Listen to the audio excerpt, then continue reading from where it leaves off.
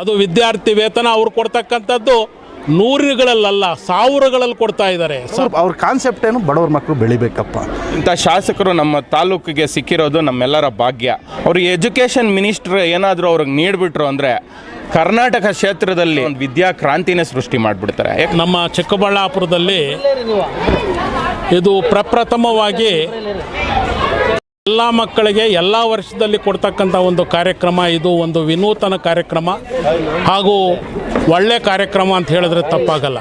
ಎಲ್ಲ ಮಕ್ಕಳಿಗೂ ಸಹ ಇವತ್ತು ಈ ಒಂದು ಬಣ್ಣದ ಬಟ್ಟೆಗಳನ್ನು ಅವರಿಗೆ ನಾವು ಕೊಟ್ಟಿದ್ದೀವಿ. ಅವರ ಒಂದು ಆಬ್ಸೆನ್ಸಲ್ಲಿ ವಿದ್ಯಾರ್ಥಿ ವೇತನ ಇರಬಹುದು, ಅದು ಸಹ ಎಲ್ಲ ಮಕ್ಕಳಿಗೆ ಬಡವ ಬಲ್ಲಿದ ಶ್ರೀಮಂತ ಮಧ್ಯಮ ಎಲ್ಲ ವರ್ಗದವ್ರಿಗೂ ಸಹ ಅದು ಇವತ್ತು ಬೇಕಾಗಿರ್ತಕ್ಕಂಥ ಒಂದು ವಿದ್ಯಾರ್ಥಿ ವೇತನ ಆಗಿದೆ. ಅದು ವಿದ್ಯಾರ್ಥಿ ವೇತನ ಅವ್ರು ಕೊಡ್ತಕ್ಕಂಥದ್ದು ನೂರುಗಳಲ್ಲ ಸಾವಿರಗಳಲ್ಲಿ ಕೊಡ್ತಾ ಇದ್ದಾರೆ. ಈಗ 15ನೇ ವಾರ್ಡ್ನಲ್ಲಿ ಏನು ಬಡ ಮಕ್ಕಳಿಗೆ ಮತ್ತು ಸರ್ಕಾರಿ ಶಾಲೆಯಲ್ಲಿ ಓದ್ತಾ ಇರೋಂಥ ಮಕ್ಕಳಿಗೆ ಬಟ್ಟೆ ಕೊಡಬೇಕು ಅಂತ ಏನಿದು ಸಂಕಲ್ಪ ಮಾಡಿ ಹಿಂದಿನ ವರ್ಷವೂ ಅದೇ ತರಹ ಕೊಟ್ಟರು. ಮತ್ತು ಈ ವರ್ಷದಲ್ಲಿ ಈಗ ನನ್ನ ವಾರ್ಡಲ್ಲಿ ಕೊಡ್ತಾ ಇದ್ದೀವಿ. ಅವ್ರಿಗೆ ಏನಪ್ಪ ಈ ಕಾಳಜಿ ಅಂದರೆ, ಒಂದು ನೀವು ಈ ಸೋಷಿಯಲ್ ಮೀಡ್ಯಾದೆಲ್ಲ ನೋಡಿರ್ತೀರ, ಬಡವ್ರ ಮಕ್ಕಳು ಬೆಳಿಬೇಕಪ್ಪ ಅಂತಾರೆ. ಅದನ್ನು ಅವರು ಈಗ ಏನು ಸ್ಕಾಲರ್ಶಿಪ್ ಕೊಡ್ತಾ ಇದ್ದಾರೆ, ಮತ್ತು ಬಟ್ಟೆ ವಿತರಣೆ ಆಗಲಿ, ಯಾವುದೇ ಒಂದು ಎಜುಕೇಷನ್ ಇದರಲ್ಲಿ ಹೋದರೆ ಅವ್ರ ಕಾನ್ಸೆಪ್ಟ್ ಏನು, ಬಡವ್ರ ಮಕ್ಕಳು ಬೆಳಿಬೇಕಪ್ಪ.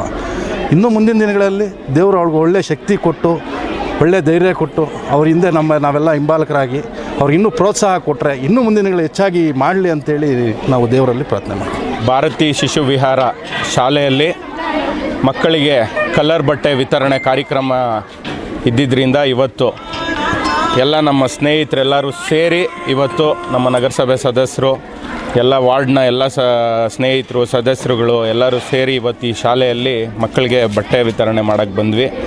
ಪ್ರತಿ ವರ್ಷ ಲಾಸ್ಟ್ ಇಯರು ಇದೇ ರೀತಿ ಕೊಟ್ಟಿದ್ವಿ. ನಮ್ಮ ಶಾಸಕರು ಪ್ರತಿ ವರ್ಷವೂ ಇದನ್ನು ಮುಂದುವರಿಸ್ಕೊಂಬರ್ತಾ ಇದ್ದಾರೆ. ಅದೇ ರೀತಿ ಅಣ್ಣ ಅವ್ರು ಹೇಳ್ದಂಗೆ ಸ್ಕಾಲರ್ಶಿಪ್ ನೀಡೋದಾಗ್ಬೋದು.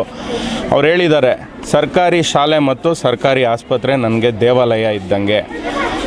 ಇವತ್ತಿನ ದಿನ ಯಾರಾದರೂ ಒಬ್ಬ ಶಾಸಕರನ್ನ ಇಡೀ 224 ವಿಧಾನಸಭಾ ಕ್ಷೇತ್ರದಲ್ಲಿ ನೋಡ್ತಾ ಇದ್ದೀವಿ ಅಂದರೆ ತುಂಬ ಡಿಫ್ರೆಂಟಾಗಿ ವಿನೂತನ ಕಾರ್ಯಕ್ರಮಗಳು.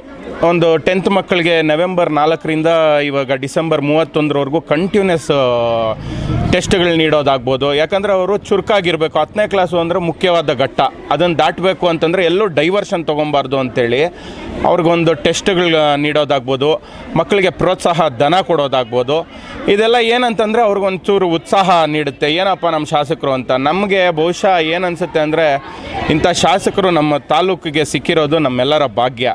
ಅವ್ರಿಗೆ ಇನ್ನು ಮುಂದಿನ ದಿನಗಳಲ್ಲಿ ಉನ್ನತ ಸ್ಥಾನ ದೊರಕಬೇಕು. ನನಗೆ ವೈಯಕ್ತಿಕವಾಗಿ ಏನನ್ಸುತ್ತೆ ಅಂದರೆ, ಅವ್ರಿಗೆ ಒಂದು ಪರ್ಫೆಕ್ಟ್ ಪೋರ್ಟ್ಫೋಲಿಯೋ ಅಂದರೆ ಅದು ಎಜುಕೇಷನ್ ಮಿನಿಸ್ಟರ್. ಅವ್ರಿಗೆ ಎಜುಕೇಷನ್ ಮಿನಿಸ್ಟ್ರ್ ಏನಾದರೂ ಅವ್ರಿಗೆ ನೀಡಿಬಿಟ್ರು ಅಂದರೆ ಕರ್ನಾಟಕ ಕ್ಷೇತ್ರದಲ್ಲಿ ವಿದ್ಯಾ ಕ್ರಾಂತಿ ಅಂತಾರೆ ನೋಡಿ, ಆ ಥರ ಒಂದು ವಿದ್ಯಾ ಕ್ರಾಂತಿನೇ ಸೃಷ್ಟಿ ಮಾಡಿಬಿಡ್ತಾರೆ. ಯಾಕಂದರೆ ಅಷ್ಟು ಮುಂದಾಲೋಚನೆ ಇಟ್ಕೊಂಡು ಮೊದಲನೇ ಬಾರಿ ಶಾಸಕರಾಗಿ ಇಷ್ಟೆಲ್ಲ ಮಾಡೋದು ತುಂಬಾ ಕಷ್ಟ. ಅವ್ರಿಗೆ ಭಗವಂತ ಇನ್ನಷ್ಟು ಶಕ್ತಿ ನೀಡಲಿ ಅಂತ ಆ ಭಗವಂತನಲ್ಲಿ ಪ್ರಾರ್ಥನೆ ಮಾಡ್ತೀನಿ.